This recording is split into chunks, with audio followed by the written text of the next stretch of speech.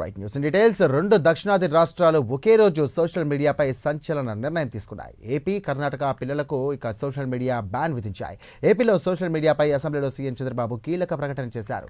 13 ఏళ్లలోపు వయసు ఉన్న వారికి సోషల్ మీడియా అందుబాటులో లేకుండా చేస్తామన్నారు.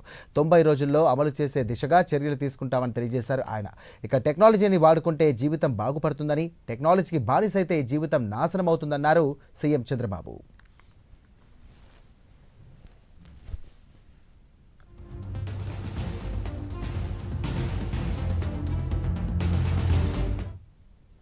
ఐటీ మినిస్టర్ గారు కొత్త ప్రోగ్రాం అంటే 13 సంవత్సరాలు వయసు లోపల ఉండే వాళ్ళకి సోషల్ మీడియా బ్యాన్ చేస్తే బాగుంటుందని ఒక సూచన వచ్చింది. తప్పకుండా తొందరలోనే 90 డేస్లో 13 సంవత్సరాల లోపల ఉండేవాళ్ళు సోషల్ మీడియాకు అందుబాటు లేకుండా చేసే కార్యక్రమానికి శ్రీకారం చుడతాం. 13, 16 సంవత్సరాలు చర్చ చేస్తున్నాం. అందరూ ఒప్పుకుంటే దాన్ని కూడా ఏం చేయాలని ఆలోచిద్దాం. అల్టిమేట్గా సోషల్ మీడియా వల్ల మన పిల్లలు నష్టపోవడానికి వీలు లేదు. దానికి ప్రభుత్వం కట్టుబడి ఉంటుందని మరొకసారి మీ ద్వారా రాష్ట్ర ప్రజానికానికి విజ్ఞప్తి చేస్తున్నాను. ఇటీవల ఐటీ మినిస్టర్ గారు కొత్త ప్రోగ్రాం అంటే 13 సంవత్సరాలు వయసు లోపల ఉండే వాళ్ళకి సోషల్ మీడియా బ్యాన్ చేస్తే బాగుంటుందని ఒక సూచన వచ్చింది.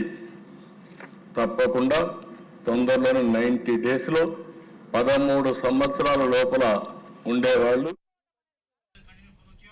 రైట్. మరోపక్క కర్ణాటక ప్రభుత్వం కూడా సంచలన నిర్ణయం తీసుకుంది. కర్ణాటకలో 16 ఏళ్ల పిల్లలకు సోషల్ మీడియా వాడటాన్ని నిషేధించాలని నిర్ణయించింది. ఈ మేరకు కర్ణాటక సీఎం సిద్ధరామయ్య అసెంబ్లీలో ప్రకటన చేశారు. సోషల్ మీడియా ప్రభావంతో పిల్లలపై దుష్ప్రభావం చూపుతున్నాయని సీఎం సిద్ధరామయ్య అభిప్రాయపడ్డారు. ఇదే అంశానికి సంబంధించి వారిని డీటెయిల్స్ ఇచ్చడానికి మా ప్రైమ్ 9 చీఫ్ ఎడిటర్ నరసింహారావు సిద్ధంగా ఉన్నారు. నరసింహారావు, చెప్పండి.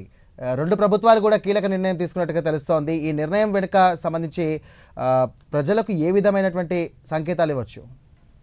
ఖచ్చితంగా ఇటీవల కాలంలో కేంద్ర ప్రభుత్వానికి సంబంధించిన కొన్ని నివేదికల్లో కూడా సోషల్ మీడియా ఇంపాక్ట్ ఎక్కువగా ఉంటుంది. చాలా వరకు పిల్లలకు, ముఖ్యంగా 15 ఇయర్స్ లోపల వాళ్ళకి ఎక్కువగా ఉంటుంది. దీని ఇంపాక్ట్ కొంచెం తగ్గించాలని కూడా అనేక రకాలైన నివేదికలు, సూచనలు కూడా వచ్చిన నేపథ్యంలో కేంద్ర ప్రభుత్వం కూడా ఒకవైపు ఎక్సర్సైజ్ చేస్తున్న నేపథ్యంలోనే రెండు రాష్ట్రాలు ఈ రోజు దీనికి సంబంధించి కొన్ని కీలక నిర్ణయాలు తీసుకున్నాయి. మొదటిగా ఆంధ్రప్రదేశ్ కి సంబంధించినంత వరకు ఏపీ ముఖ్యమంత్రి చంద్రబాబు నాయుడు అసెంబ్లీలో దీనికి సంబంధించినంత వరకు ఒక ప్రకటన చేశారు. దాదాపు 13 ఏళ్ల లోపు వాళ్ళందరికీ కూడా సోషల్ మీడియా వాడే అవకాశం లేదు, అది బ్యాన్ చేస్తున్నాం. దీనికి సంబంధించి ఒక 90 డేస్ లో పూర్తిగా డీటెయిల్స్ తీసుకొని దీని పైకి వస్తామని చెప్పేసి కూడా ఆయన ఒక ప్రకటన చేశారు.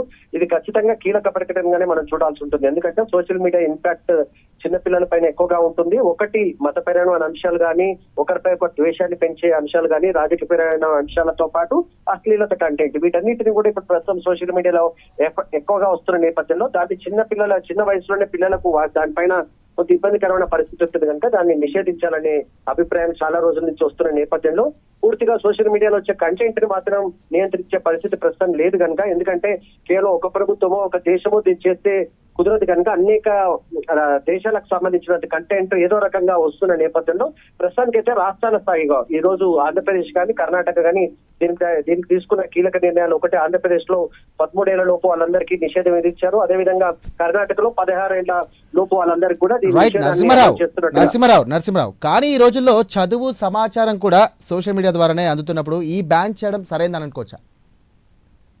ప్రతి ఐటీకి సంబంధించినంత వరకు ఇన్ఫర్మేషన్ టెక్నాలజీ కానీ, లేకపోతే ప్రస్తుతం వాడుకలో ఉన్న సోషల్ మీడియాలో ప్రతి దాంట్లో కూడా పాజిటివ్, నెగిటివ్ అనే కోణం ఖచ్చితంగా ఉంటుంది. కానీ చిన్న పిల్లలకు ఇది ఏది తప్పు, ఏది రైట్ అనేది తెలుసుకునే వయసులో కూడా, అంటే 13 ఏళ్ల పిల్లలు, 15 ఏళ్ల పిల్లలు కూడా చాలా మంది వాడుతున్నారు. వాళ్ళకు ఇంకా పూర్తిగా అవగాహన లేకుండా, ఒక ఏజ్ వచ్చాక మంచి చెడు తెలుసు కనుక అప్పుడు వాళ్ళు వాడడంలో తప్పలేదు. కానీ 13 ఏళ్ల పిల్లలకు కూడా సోషల్ మీడియాలో ఇచ్చేసి వాళ్ళకు కూడా అకౌంట్స్ ఉంటున్నాయి. చాలా మంది చిన్న పిల్లల పేరు పైన అకౌంట్స్ ఉంటుంది. వాళ్ళకి 10 ఏళ్ళు, 13 ఏళ్ల పిల్లలకు కూడా అకౌంట్స్ ఉంటున్నాయి సోషల్ మీడియాకి సంబంధించి. దాంట్లో ఆ కంటెంట్ ని వాళ్ళు పూర్తిగా అర్థం చేసుకునే పరిస్థితి లేదు కనుకనే ఈ నిర్ణయం తీసుకున్నట్టుగా తెలుస్తుంది. ఇంటర్మీడియట్ స్థాయికి వచ్చినప్పుడు ఖచ్చితంగా అన్ని రకాలైన సమాచారాన్ని తెలుసుకోవాల్సి ఉంటుంది. మనం ఇందాక అనుకున్నట్టుగానే ఎస్ మైనస్లు రెండుగా ఉంటాయి. అయితే దీనికి సంబంధించినంత వరకు ఒక అనుమానం వ్యక్తమవుతుంది. మరి పిల్లలకు లేనప్పుడు ఏం చేయాలంటే దానికి సంబంధించి ఒకవేళ సోషల్ మీడియాలో ఒకవేళ కాలేజెస్ కానీ, స్కూల్స్ కానీ ఏదైనా కంటెంట్ ఇవ్వాలనుకుంటే అది తల్లిదండ్రుల ద్వారా ఇవ్వచ్చు, తల్లిదండ్రులకు పంపొచ్చు. చివరిగా ఈ బ్యాన్ అమలు చేయడం ప్రాక్టికల్ గా సాధ్యం అనుకోవచ్చా, లేదా టెక్నికల్ గా ఎలా కంట్రోల్ చేయొచ్చు అనుకుంటారు?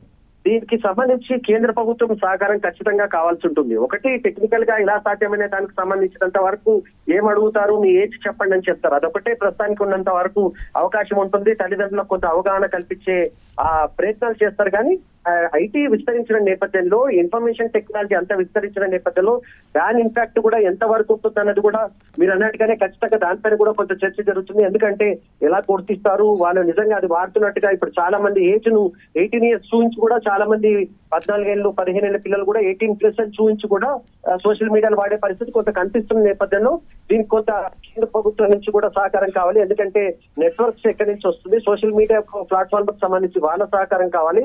వీరందరి సహకారం అయితేనే ఇది సాధ్యమవుతుంది. కానీ ఖచ్చితంగా ఒక పాజిటివ్ కోణంలో ఒక ముందడుగుగానే దీన్ని చూడాల్సి ఉంటుంది. ప్లస్లు మైనస్లు సాధ్యాసాధ్యాలకు సంబంధించి మాత్రం ఖచ్చితంగా కొంత చర్చ అయితే ఇప్పటికే జరుగుతుంది. Right, thank you Narasimha Rao.